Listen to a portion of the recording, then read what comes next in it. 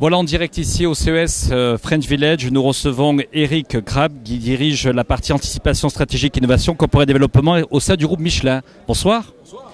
Alors pour le groupe Michelin, groupe mondial, la question du CES représente quoi pour vous comme enjeu en 2018 à l'heure justement de cette nouvelle mobilité et de ces nouvelles mobilités? Bon, vous imaginez que l'innovation de rupture notamment qui est dans les couloirs ici, qu'on respire toute la journée, nous intéresse. Mais on va bien au-delà de l'intérêt de Michelin seul.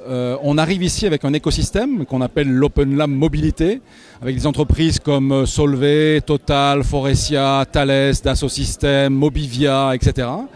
Et on essaye de trouver des solutions parmi les startups qui sont présentes ici, qui vont nous aider à traiter des grands enjeux sociétaux et de la mutation que vous évoquez de la mobilité de demain, et notamment de la mobilité urbaine.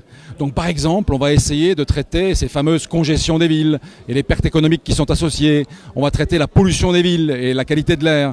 On va essayer de traiter les gaz à effet de serre, les émissions qui vont changer le climat de demain. Donc tout ça, ça ne se traite pas avec une entreprise seule, aussi puissante soit-elle. Ça ne se traite d'ailleurs pas non plus avec une ville ou avec un État.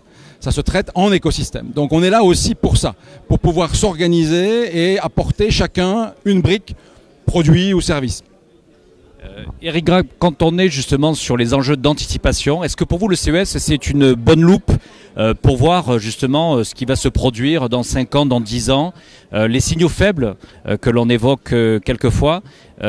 Pour vous, les États-Unis, c'est à la fois un marché important pour Michelin, j'allais dire à l'heure de la transition énergétique et de ces transformations digitales. Vous, quelles sont les opportunités que vous voyez pour un groupe mondial, mais un groupe qui a aussi des valeurs européennes et françaises?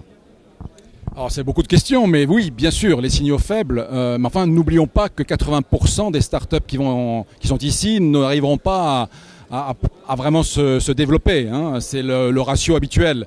Mais en revanche, les échanges que nous avons sur les problèmes sociétaux qu'elles essaient de traiter, sur les vraies questions, la vraie demande future, ça c'est quelque chose qui est très riche. Et on a ici réuni tout un écosystème mondial, américain, nord-américain, mais pas que. Hein. On arrive aujourd'hui à attirer au CES des entreprises européennes, des entreprises chinoises, asiatiques. Et ça aussi, ça a une valeur. Tous être au même endroit et pouvoir échanger sur les enjeux de demain et sur les signaux faibles, mais peut-être aussi sur les opportunités de demain, ça a beaucoup de valeur. Merci Eric Grab, on était ici en direct du CES à Las Vegas. Vous représentez le groupe Michelin. Merci à vous.